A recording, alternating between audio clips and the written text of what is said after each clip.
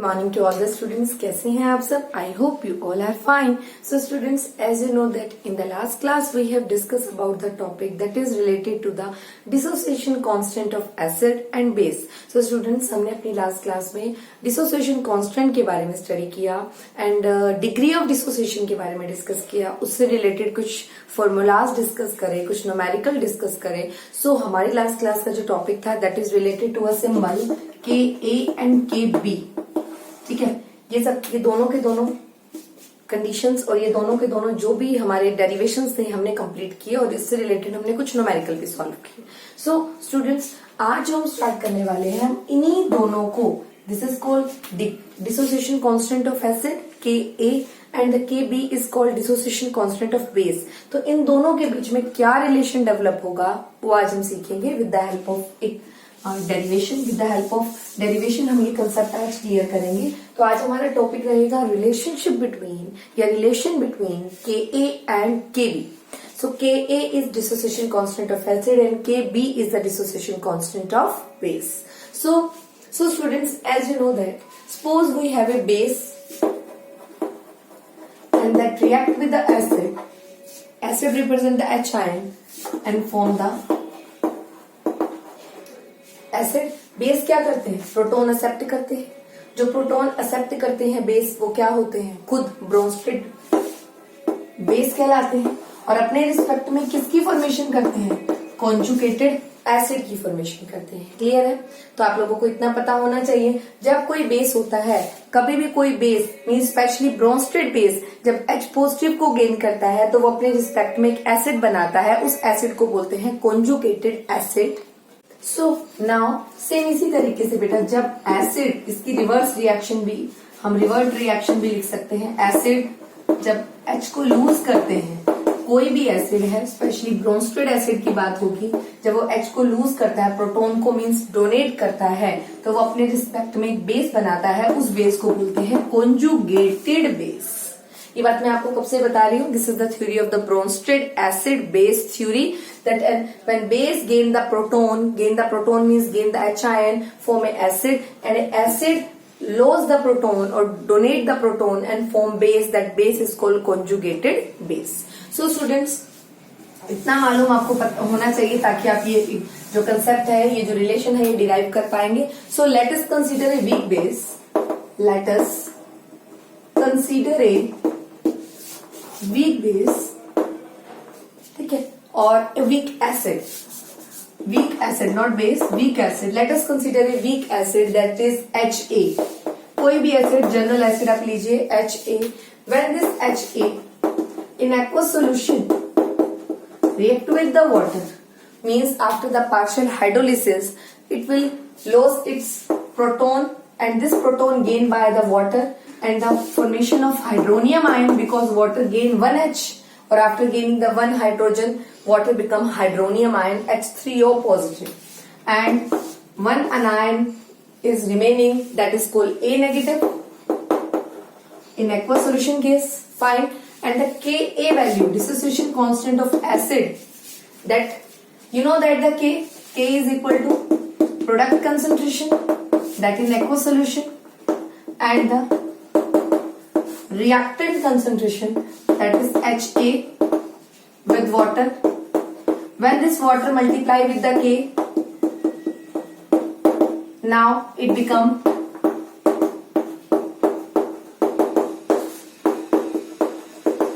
Ka. Fine, इतना आप लोगों को पता लगा। तो ये रिलेशन अभी तक हमको पता लगा कि Ka क्या होता है। Ka इज इक्वल टू, ये रिलेशन याद रखिए, hydronium ion A negative with H। इतना आप लोगों को पता हो। साइड बाय साइड ये हमारा हाफ, अभी Ka की वैल्यू हमने डिराइव करी है। कोई भी एक एसिड लिया है, वीक एसिड, उसको वाटर में डालकर हाइड्रोलाइज करके K की वैल्यू हमने लिखी है। Now we will write conjugated. अब ये एसिड था, ये वो इसने अपना एक H दे दिया और जो इसके रिस्पेक्ट में बना, इसे बोलते हैं कॉन्जुगेटेड बेस। और जिसने अपना एसिड H लॉस किया था वो था ब्रोंस्टेड एसिड। सो नाउ एक इसे रिएक्शन नंबर 1 मान लीजिए बेटा, या इक्वेशन नंबर 1 मान लीजिए। This is the equation number 1। Now take the conjugated base. यहां से मैं दोबारा स्टार्ट कर रही हूं आगे इक्वेशन। कॉन्जुगेटेड बेस की बात हो रही है।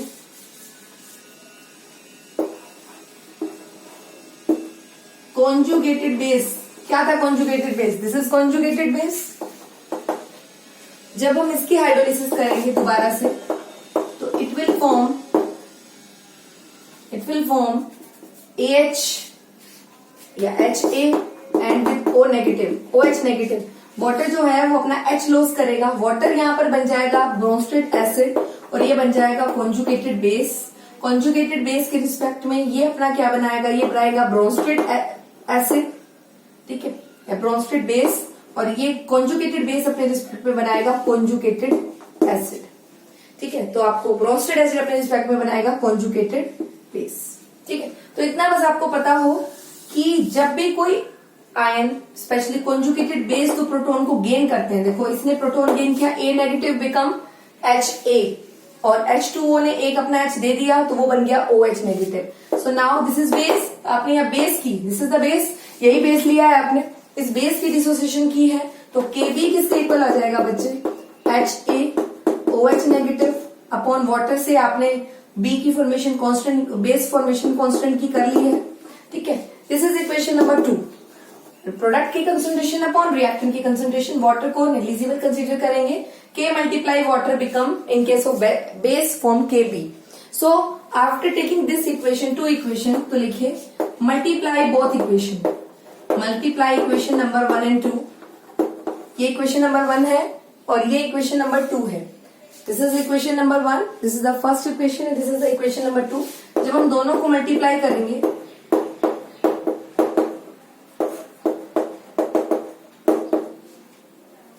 this is the equation number 2 and equation number 1 is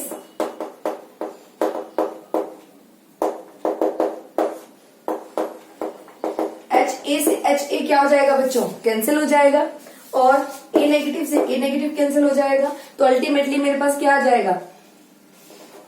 ये हाइड्रोनियम आयन और ये क्या आ जाएगा मेरे पास? OH negative. और आप लोगों को पता है हाइड्रोनियम आयन और OH नेगेटिव किसके इक्वल होते हैं? Both are equal to KW। ये दोनों के दोनों KW के इक्वल होते हैं, ठीक है। और ये कहां से आया था? हाइड्रोनियम आयन किससे आया? हाइड्रोनियम आयन आया Ka से और हाइड्रोक्साइड आयन किससे आया? हाइड्रोक्साइड आयन आया Kb से। So this is the relation between Ka and Kb। So again I will repeat the relationship between Ka and Kb। तो we have, let us consider equation of weak acid. Weak acid is HA और HA की hydrolysis करी, acid अपना H loss करते हैं, water become hydronium ion and A negative, ठीक है। K कैसे लिखते हैं बेटा? प्रोडक्ट अपॉन में रिएक्टेंट, बट वाटर को क्या ले लिया हमने? वाटर जब K से मल्टीप्लाई होगा एसिड की डिसोसिएशन के केस में K क्या बन जाएगा? Ka बन जाएगा, ठीक है। जब K वाटर से मल्टीप्लाई होगा, ये वाटर हम यहाँ शिफ्ट करेंगे तो it will become Ka। Product की कंसंट्रेशन अपॉन रिएक्टेंट की कंसंट्रेशन, प्रोडक्ट की कंसंट्रेशन अपॉन रिएक्टेंट की concentration. Now this is consider that this equation is 1 and next is ये जो कॉन्जुगेटेड बेस था जो हाइड्रोलिसिस करने के बाद बचा, इसकी फर्दर हाइड्रोलिसिस करी है हमने, A नेगेटिव की फर्दर हाइड्रोलिसिस करी है। नाउ A नेगेटिव ने एक प्रोटॉन गेन कर दिया, वो बन गया HaOH नेगेटिव। अब Kb बेस की बात है, कॉन्जुगेटेड बेस का हाइड्रोलिसिस हो रहा है तो Kb किसके इक्वल आ जाएगा? प्रोडक्ट की कंसंट्रेशन अपॉन रिएक्टेंट की concentration. Fine, now multiply equation number 1 and 2। This equation number 1, this is equation number 1 and equation number 2, दोनों को मल्टीप्लाई करेंगे। After multiplication these two equation, जो कैंसिल होना है वो कैंसिल हो जाएगा। अब हाइड्रोनियम आयन और OH आयन बच जाएगा। और आप लोगों को मैंने बताया था अपने पिछले लेक्चर में, हाइड्रोनियम आयन और OH आयन का जो प्रोडक्ट होता है, hydronium ion is called H ion, acid, acid और बेस का जो प्रोडक्ट होता है दैट इक्वल टू KW। ये KW के इक्वल होता है, ये बात हम शुरू से सीख रहे हैं। वाटर की जब हाइड्रोलिसिस करते हैं, वाटर का आयोनाइजेशन करते हैं, तो मैंने आपको ये फॉर्मूला याद करवाया है। वाटर का जो कांस्टेंट है that is equal to hydronium ion, product of hydronium ion and hydroxyl ion. So this both OH ion and hydronium ion जो बच गए हैं that is equal to KW। Hydronium ion कहां से बचा है? Ka से बचा है, Ka से बचा है ये हाइड्रोनियम आयन, ठीक है। और OH आयन कहां से बचा है? OH आयन बेस के इक्वेशन से बचा है, ठीक है। तो दोनों का प्रोडक्ट हो जाएगा Ka into Kb equal to KW। तो हमारे पास लास्ट आ जाता है relation Ka into Kb into equal to KW। और आपको पता है इन दोनों का प्रोडक्ट जो होता है वो KW होता है। जब आपने वाटर की आयोनाइजेशन सीखी थी तो हमने ये इक्वेशन वहां पर सॉल्व की थी। और ये कहां से बचा है? KA की इक्वेशन से बचा है। ये कहां से बचा है? KB की इक्वेशन से बचा है। तो दोनों का प्रोडक्ट हो जाएगा इक्वल टू KW। ठीक है, इतना आप लोगों को मालूम होना चाहिए। So this is the relation between KA and KB। So now student we will discuss this the concept in detail that Kw is equal to hydronium ion into OH ion and also Kw is equal to Ka into Kb। ये derive हुआ है Kw is equal to Ka into Kb। ठीक है, and Kw की बात और हम लिख सकते हैं इसे Ka into Kb equal to Kw and we know that Kw is equal to 10 to power -14 mole square per liter square at 298 kelvin. मैंने कंडीशन बता दी है, टेम्परेचर फिक्स है 298 केल्विन। ये KW की वैल्यू किसके इक्वल होता है देख लिया आपने। Taking the negative logarithm both side, taking the negative logarithm both side, दोनों साइड इस इक्वेशन में नेगेटिव लॉगरिथम अप्लाई करेंगे तो आ जाएगा माइनस का लॉग KA इंटू में माइनस का log KB equal to minus का लॉग KW। ठीक है, माइनस का लॉग KW मैंने कल ही बताया था PKW के इक्वल होता है। ये बात हम कल कर चुके हैं, डिस्कस कर चुके हैं। माइनस का लॉग KB, जब आप माइनस बार इधर का माइनस है और इस साइड का माइनस है हमारे पास, तो इसका जो माइनस होता है, ठीक है, इनटू में है लॉग इस साइड भी लॉग अप्लाई किया, इस साइड भी log apply, log A into log B किसके इक्वल होता है मैं आपको बता चुकी हूँ पहले। टेकिंग द नेगेटिव लॉगरिथम लेना है, मतलब यहां भी लॉग करना है और यहां भी लॉग करना है, नेगेटिव लॉग। तो आपको पता है log A into log B किसके इक्वल होता है? Log A plus log B। तो यहाँ पर किसका साइन आ जाएगा? प्लस का। क्या प्लस माइनस क्या हो जाएगा बच्चों? माइनस हो जाएगा अल्टीमेटली। ठीक है, तो अब हमारे पास और बाहर भी क्या है? हमारे पास माइनस है। तो हमारे पास क्या आ जाएगा? हमारे पास जब हम इक्वेशन को सॉल्व करेंगे, माइनस बार हमारे पास है, प्लस माइनस माइनस हो चुका है, माइनस बार कॉमन ले लें अगर हम, तो हमारे पास आ जाएगा PKA plus PKB equal to PKW। देखिए, taking the negative logarithm both side, इस साइड भी माइनस लॉग अप्लाई कर दिया, इस साइड भी माइनस लॉग KW किसके इक्वल था बेटा? PKW। माइनस लॉग KW किसके इक्वल था? PKW।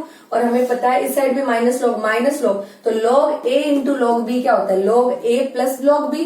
तो बीच में किसका साइन आएगा? प्लस का, लेकिन आपने यहाँ नेगेटिव लॉगरिथम लिया है, बाहर कॉमन नेगेटिव लिया है, तो हमारे पास क्या आ जाएगा? प्लस माइनस क्या हो जाएगा यहाँ पर? माइनस, और यहाँ भी आएगा माइनस का लॉग KB, तो माइनस का log KB equal to PKB। यहाँ भी आ जाएगा माइनस का लॉग KA, माइनस का log KA equal to PKA। तो PKA plus PKW is equal to PKA plus PKB is equal to PKW and PKW is equal to 14। You must remember.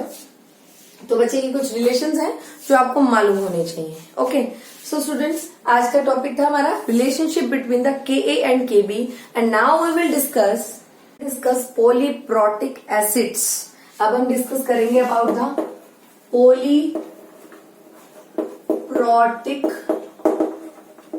Acids के बारे में। Polyprotic acids, ठीक है, and bases. तो and bases दोनों का concept हमने लेना है, बट सबसे पहले हमारा टॉपिक रहेगा पॉलीप्रोटिक एसिड्स का। आज हमारा टॉपिक है polyprotic acids and polyprotic basis. तो अभी हम डिस्कस करेंगे polyprotic acids. Poly means many, protic means proton, और एसिड्स ऐसे एसिड्स जो एक से ज्यादा, दो से ज्यादा प्रोटॉन डोनेट करते हो, ठीक है, तो उन्हें बोला जाता है poly means many, protic represent the proton, और acids means those acids which capable of donating the more than one proton, they are called polyprotic acids। उन्हें बोलते हैं बेटा those acids which have capability to lose or which can have a capability to donate more than one proton। Proton, you know about the proton means H positive ion according to Bronsted acid concept। This is proton word explained by the Bronsted, that which a compound which have a H positive ion, they are called proton। ठीक है, so those acid which have a capability to donate more than one proton, they are called polyprotic acids, और poly represent the many. ठीक है। तो now we will take an example. ठीक है बच्चे, अब हम बात करते हैं पॉलीप्रोटिक एसिड्स को पॉलीबेसिक एसिड्स भी बोला जाता है। Polyprotic acids are also called polybasic acids. Polyprotic acids are also called polybasic acids. ठीक है। सो हम इसकी डेफिनेशन को अगर पूरी तरह लिखते हैं तो what are polyprotic acids, Bronsted acid की टर्म में बात होगी, क्योंकि प्रोटोन के बारे में ब्रोंस्टेड ने ही समझाया था हमें। प्रोटोन वर्ड का जो बताया था प्रोटोन क्या है, क्योंकि अर्हेनियस के कंसेप्ट में और लेविस के कंसेप्ट में प्रोटोन का कोई जिक्र नहीं है। तो according to Bronsted acid which can donate, जो डोनेट कर सकते हैं more than which can donate more than one proton are called polyprotic acids. Are called polyprotic acids, and these polyprotic acids are also called polybasic acids. Example are oxalic acid. This is the oxalic acid, but in the crystalline form, oxalic acid का formula ये रहता है in the crystalline form। अगर हम crystalline form के बिना लिखें तो this is the oxalic acid, COOH means C2O4H2। ठीक है। और अगर मैं क्रिस्टलाइन फॉर्म में लिखूं, आपने पता है क्रिस्टलाइन फॉर्म में जब भी हम किसी कंपाउंड को लिखते हैं तो कुछ water molecule, n number of water molecule उसके साथ क्या होते हैं, अटैच होते हैं। तो कितनी कैपेसिटी है इसको प्रोटॉन डोनेट करने की, कितने प्रोटॉन लॉस कर सकता है, it have oxalic acid. This is the formula of oxalic acid. और ऑक्सैलिक एसिड की बच्चे कैपेसिटी है 2 प्रोटॉन लॉस करने की कैपेसिटी है। So it is also called dibasic acid. इसे हम डाइबेसिक एसिड भी बोल सकते हैं। 2 प्रोटॉन लॉस कर रहा है तो this is called dibasic acid. ठीक है, इतना पता लगा। मैंने आपको बोला था पॉलीप्रोटिक एसिड को पॉलीबेसिक एसिड भी बोलते हैं। पॉलीबेसिक एसिड मीन्स अगर 2 प्रोटॉन लॉस कर रहा है तो डाइबेसिक एसिड बोलेंगे इसे। ठीक है। तो जितने भी किसी भी ब्रोंस्टेड एसिड की अगर कैपेसिटी है डोनेट करने की प्रोटॉन को तो दे are called polyprotic acids. Example oxalic acid, this is the formula of oxalic acid COOH। अगर मैं इसको वाटर ऑफ क्रिस्टलाइजेशन की फॉर्म में लिखूंगी तो लिखूंगी COOH.2H2O। आप इसका मॉलिक्यूलर मास भी कैलकुलेट करके देखें, क्योंकि एग्जाम में पूछ लिया जाता है कहीं ना कहीं। तो इसे ऐसा भी आ सकता है, why oxalic acid is called dibasic acid because oxalic acid has a capacity to loss 2 proton. ठीक है। और वो प्रोटॉन लॉस होते हैं बच्चों जो आयोनाइज हो सकते हो। सभी प्रोटॉन आयोनाइज नहीं होते कंपाउंड्स के अंदर, ये भी आप लोगों को पता होना चाहिए। ठीक है। बेसिकली वही प्रोटॉन लॉस होते हैं जो O के साथ अटैच होते हैं, और O is called highly electronegative atom. तो इसकी आयोनाइजेशन इजी है, O और H की आयोनाइजेशन हो सकती है। ठीक है। अगर H के साथ लेस इलेक्ट्रोनेगेटिव एटम लगा होता तो वो H लॉस नहीं होता। तो ऐसा जरूरी नहीं है जिस कंपाउंड के पास प्रोटॉन होगा वो सभी प्रोटॉन लॉस होते हैं। ठीक है। और एक आपको पता होगा इस कंपाउंड की कैपेसिटी है 2H लॉस करने की। सो इस कंपाउंड के लिए अगर आपसे कभी बेसिसिटी पूछा जाए तो बेसिसिटी है इस कंपाउंड की 2। जितने H लॉस करने की कैपेसिटी होती है किसी भी एसिड की, दैट रिप्रेजेंटेड्स बेसिसिटी। ठीक है। इतना आप लोगों को पता लगा। So now we will take one more example, H2SO4। H2SO4 के स्ट्रक्चर में भी बेटा जितने भी O होते हैं और या जितने भी H प्रेजेंट है, 2H प्रेजेंट है, वो ऑक्सीजन के साथ ही जुड़ते हैं। किसके साथ जुड़ते हैं? स्ट्रक्चर आप बना के देखें तब आपको पता चलेगा कितने H लॉस हो सकते हैं। तो सल्फ्यूरिक एसिड की कैपेसिटी है 2H लॉस करने की, क्योंकि दोनों के दोनों H हाईली इलेक्ट्रोनेगेटिव एटम के साथ अटैच है तो वो लॉस हो जाएंगे इजिली। तो आप इसकी बोल सकते हैं सल्फ्यूरिक एसिड की बेसिसिटी भी 2 है, और it is also called dibasic acid because it has a capacity to loss 2 proton. इतना आप लोगों को पता होना चाहिए। सेम बच्चों, तो आपने एक एग्जाम्पल लिया ऑक्सैलिक एसिड का, एक एग्जाम्पल लिया सल्फ्यूरिक एसिड का। अब हम इसी बात को थोड़ा सा अच्छे से बताते हैं in the form of carbonic acid. Carbonic acid होता है बच्चे H2CO3, this is called carbonic acid. Carbonic acid के पास भी 2H हैं। ठीक है। तो इसकी जब हाइड्रोलिसिस करेंगे वाटर की प्रेजेंस में जब इसकी हाइड्रोलिसिस होगी तो ये अपना प्रोटॉन लॉस करेगा, ठीक है, प्रोटॉन लॉस करेगा 1 बाय 1, एक प्रोटॉन लॉस करेगा, वो वाटर गेन करेगा, वाटर बन जाएगा हाइड्रोनियम आयन और ये बन जाएगा कार्बोनिक एसिड, ये है कार्बोनिक एसिड, ठीक है। और नाउ हाइड्रोजन कार्बोनेट बन जाएगा, क्या बन जाएगा, एक H लॉस कर देगा अपना, 2 H थे इसके पास, एक H लॉस करने के बाद बन जाएगा हाइड्रोजन कार्बोनेट, ठीक है। और जो इसकी वैल्यू होगी, जो इसकी डिसोसिएशन कांस्टेंट वैल्यू है, वो कुछ ना कुछ डिसोसिएशन कांस्टेंट वैल्यू है, सपोज इसकी वैल्यू है 4.3 इंटू 10⁻⁷ एक्सपेरिमेंटली डिटरमाइन वैल्यू है।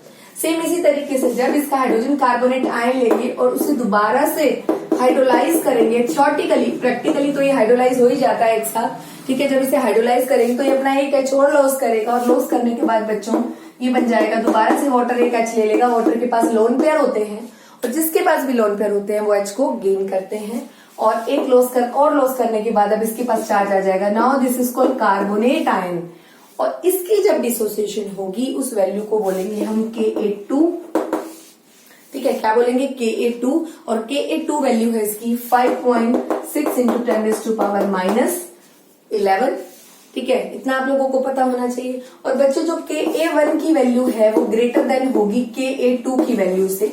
जो पहला डिसोसिएशन होगा जब वो एक H लॉस करेगा, अगर मान लो किसी एसिड के पास 3 H है तो एक H लॉस करेगा तो उसका डिसोसिएशन कांस्टेंट होगा Ka1, दूसरा H लॉस करेगा तो उसका डिसोसिएशन कांस्टेंट होगा बच्चों Ka2, तीसरा H लॉस करेगा तो उसका डिसोसिएशन कांस्टेंट होगा Ka3। तो वैल्यू जो होती है वो Ka1 की ग्रेटर है Ka2 से। आप इसी इक्वेशन में देख रहे हैं एक्सपेरिमेंटल वैल्यू इसकी है 10⁻⁷ और इसकी एक्सपेरिमेंटल वैल्यू है 10⁻⁻11। तो आप देखेंगे Ka1 value is greater than Ka2 value. The acidic strength of polyprotic acid decreases as proton loss. जैसे जैसे प्रोटॉन लॉस होने लगते हैं, एक प्रोटॉन लॉस होगा, फिर जब दूसरा प्रोटॉन लॉस होगा तो डिसोसिएशन कांस्टेंट की वैल्यू डिक्रीज होती चली जाती है, क्योंकि जो डिसोसिएशन है वो सबसे इजी कैसे होता है, कब होता है डिसोसिएशन, जितना जल्दी इजीली डिसोसिएशन होगा उतनी हायर Ka1 की वैल्यू होगी।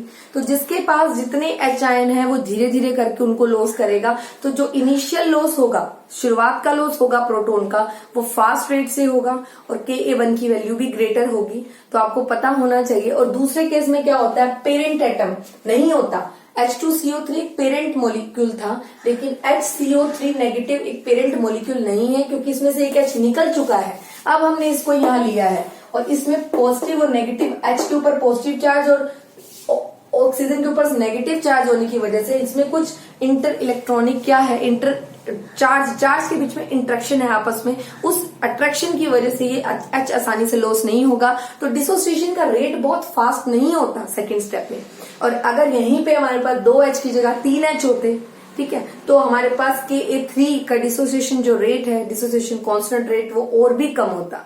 तो आपको पता हो Ka1 value is greater than Ka2 value और simply we can say that Ka2 की वैल्यू लेसर होगी as compare to Ka1। As इससे रिलेटेड क्वेश्चन आपका 12th क्लास में अटेम्प्ट होगा। तो आपको Ka1 Ka2 के बारे में बच्चों पता होना चाहिए। Ka dissociation constant of acid, Kb dissociation constant of base, Ka1 means the acid loss 1 proton, Ka2 acid loss second proton, Ka3 when an acid loss third proton। तो ये बातें आप लोगों को क्या होनी चाहिए, पता होनी चाहिए, ठीक है। अबाउट द पोलीप्रोटिक एसिड, तो आपको पता लगा पोलीप्रोटिक एसिड्स वो होते हैं which have a capacity to loss and proton, ठीक है, और लॉस एंड प्रोटॉन, और क्या बोल सकते हैं, पोली वर्ड रिप्रेजेंट करता है मैनी को, तो when an acid have a capacity to loss more than 1 proton they are called polyprotic acids and they are also called polybasic acids, ठीक है। अगर 2 प्रोटॉन लॉस होंगे किसी में तो वो होगा डाइबेसिक एसिड, अगर कोई एक ही प्रोटॉन लॉस करेगा वो होगा मोनोबेसिक एसिड। कोई किसी कंपाउंड की कैपेसिटी अगर 3 प्रोटॉन लॉस करने की है, जैसे फोस्फोरिक एसिड है, तो उसे बोलेंगे हम ट्राइबेसिक एसिड, ठीक है बच्चों। सो स्टूडेंट्स, आज का टॉपिक जो रहा हमारा वो था relation between Ka and Kb। Ka और Kb में क्या रिलेशन है, Ka into Kb equal to Kw, this is the relation. Here the Ka आपको पता लगा क्या है, Kb क्या है, बेस के लिए है, Kw है वाटर का प्रोडक्ट। वाटर की डिसोसिएशन जब होती है, वाटर के अंदर जो H आयन और OH आयन का प्रोडक्ट होता है that is equal to Kw। और रिलेशन है Ka into Kb equal to Kw। ठीक है, तो ये आपने सीखा। उसके बाद आज का हमारा टॉपिक था पॉलीप्रोटिक एसिड्स के बारे में हमने डिस्कस किया। ठीक है, सो स्टूडेंट्स अभी हम in the next class we will discuss some example of also polyprotic acids के कुछ एग्जांपल डिस्कस करेंगे, और इसके अलावा हम पॉली बेसिक एसिड्स को भी डिस्कस करेंगे। ठीक है, अभी पॉली एसिड बेस को भी डिस्कस करेंगे। मतलब अभी हमने पॉलीप्रोटिक एसिड देखे, मींस हमने polybasic acid read out करे। अगली क्लास के अंदर हम लोग पॉली एसिडिक बेस भी डिस्कस करेंगे। ठीक है, opposite concept of this acidic compounds. So आज के लिए इतना ही। Do your work in a neat and clean way and regularly.